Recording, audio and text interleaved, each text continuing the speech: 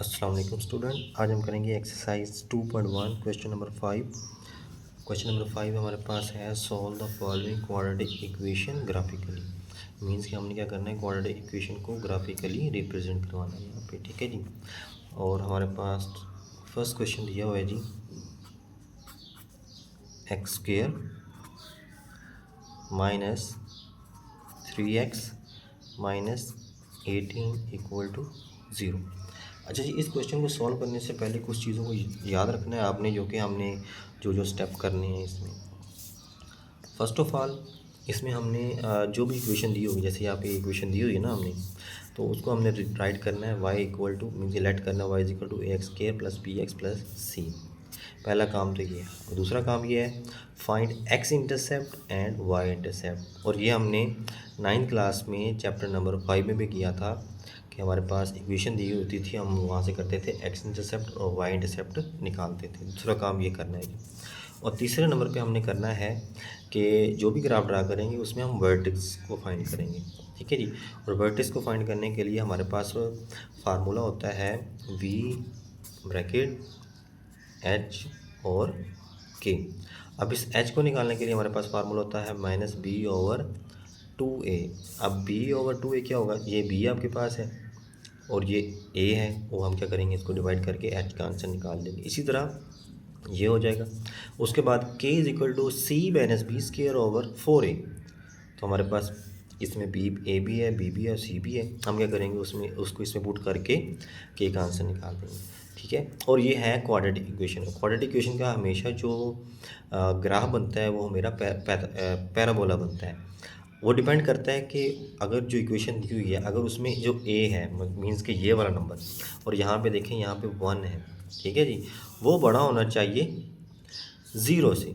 ए बड़ा होना चाहिए ज़ीरो से। तो आपका जो जो क्या नाम है ग्राफ बनेगा, वो बनेगा ऐसे यू शेप्ड। अगर छोटा होगा तो क्या होगा जी, ये क्या हो जाएगा, इस तरह उल्टा हो जाएगा, डाउनवर्ड, अपवर्ड और डाउनवर्ड। हमें इन चार तीनों स्टेप को याद रख ज़हन में रखते हुए इस क्वेश्चन को हमने सॉल्व करना है, ठीक है जी। तो शुरू करते हैं। अब हमारे पास देखें जी, क्वेश्चन इक्वेशन दी हुई है x square minus 3x minus 18। तो सबसे पहले हम क्या करेंगे, इस इक्वेशन को राइट करेंगे, लेट में लिखेंगे y is equal to a x के plus b x plus c की फॉर्म। मीन्स कि हमारे पास ये जो है ना क्वाड्रेटिक स्टैंडर्ड फॉर्म है, और हमारे पास वही चीज़ यहाँ पे दी हुई है। तो हम पहले सबसे पहले लिखेंगे जी y equal to x square minus 3x minus 18। अब हम क्या करेंगे, सेकंड नंबर पे था हमारे पास इंटरसेप्ट निकालना दोनों के। लिखेंगे एक्स इंटरसेप्ट के लिए हम क्या पुट करते होते थे, y equal to 0।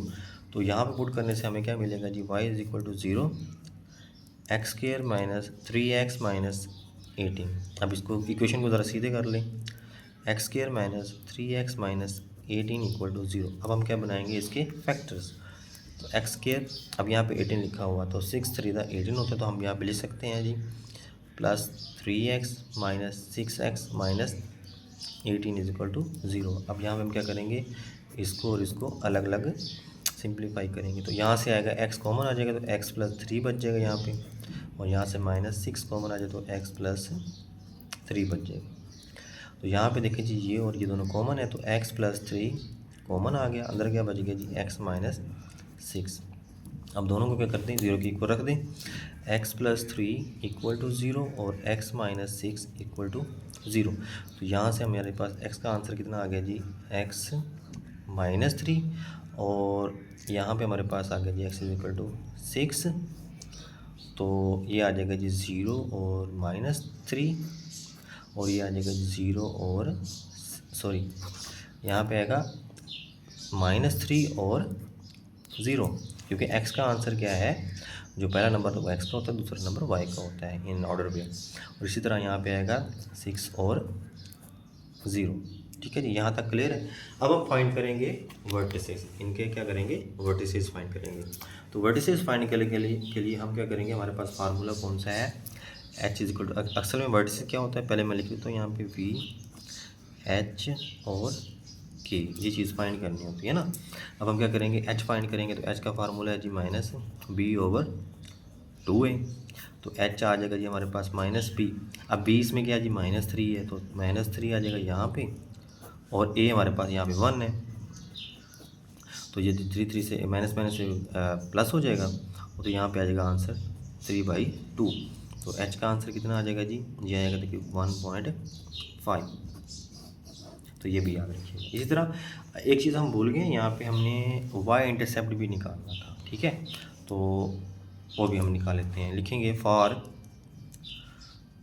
y intercept, तो x इज इक्वल टू 0 हो जाएगा। तो इस हिसाब से y का जो आंसर आएगा वो आएगा 0 + 0 और -18। तो y का आंसर क्या आ जाएगा जी -18।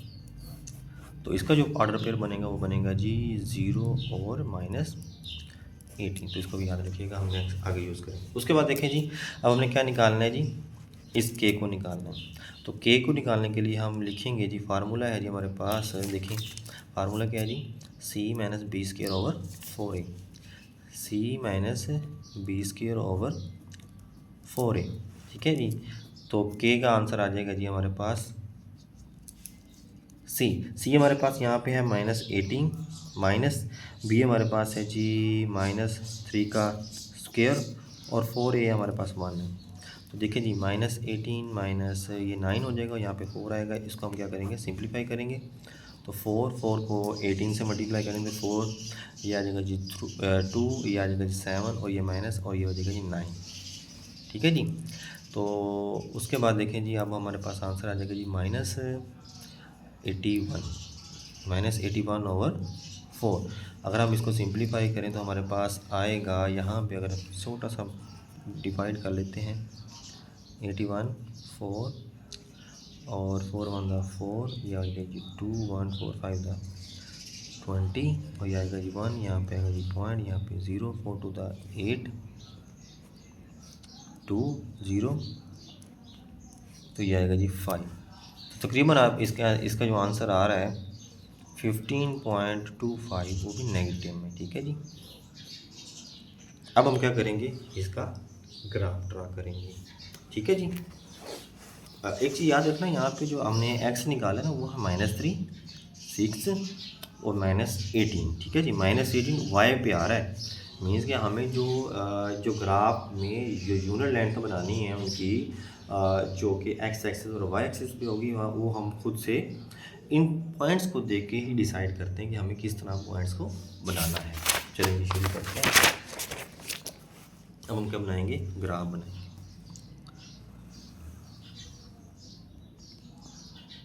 ठीक है जी।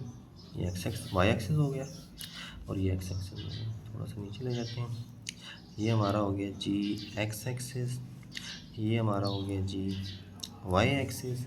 इसी तरह हमारे पास ये है जी y' और ये हो जी हमारे पास x', ठीक है जी। अब हम यहाँ पे ना x एक्सिस पे यूनिट 2 का 1 सेंटीमीटर की लेंथ रखते हैं, मीन्स के 2 4 6 8 10, ठीक है जी।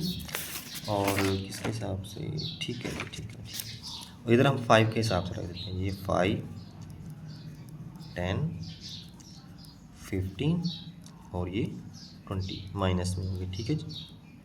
इसी तरह 2 4 6 8 10, ये सारे क्या होंगे, नेगेटिव में होंगे। इधर आएगा जी 5 10 15 पॉजिटिव में, ठीक है जी।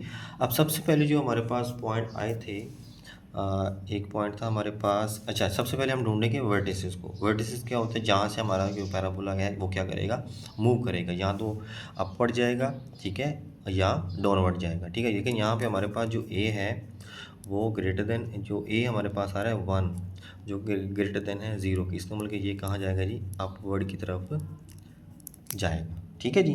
तो हमारा जो ग्राफ बनेगा, जो यहाँ पे जो इक्वेशन ग्राफ शो करेंगे वो कैसा बनेगा, वो अपवर्ड की तरफ बनेगा, ठीक है। तो सबसे पहले हम वर्टिसेस ढूंढते हैं। वर्टिसेस में देखें, सबसे पहले हमारे पास आया था वर्टिसेस में के, और अगर मैं लिख दूँ यहाँ पे v जो आया था हमारे पास वो आया था जी हमारे पास, एक्स की वैल्यू थी 1.5 और उसकी वैल्यू थी -15.25। ठीक है जी, ये हमारे पास क्या था, v था। पहले हम इसको ढूंढते हैं। देखिए 1.5 जो है ना वो तकरीबन यहाँ पे देखें ये 1 होगा और ये तकरीबन यहाँ पे होगा। ठीक है जी, यहाँ पे इसको रिप्रेजेंट कर लेते हैं। ठीक है, उसके बाद -15.25 देखिए ये है y का, y नेगेटिव है तो नीचे की तरफ आएगा, 15 ये आएगा तकरीबन तकरीबन ये यहाँ पे हो जाएगा। अब हम क्या करते हैं, इसको और इसको हम क्या कर देते हैं, मैच करते हैं, तो ये आएगा तकरीबन यहाँ पे।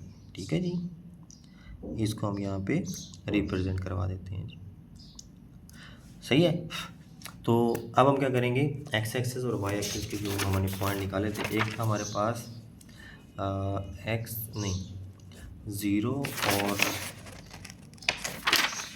-3 और 0 6 व 0, और एक था हमारे पास y इक्वल टू -18, मतलब कि 0 व -18।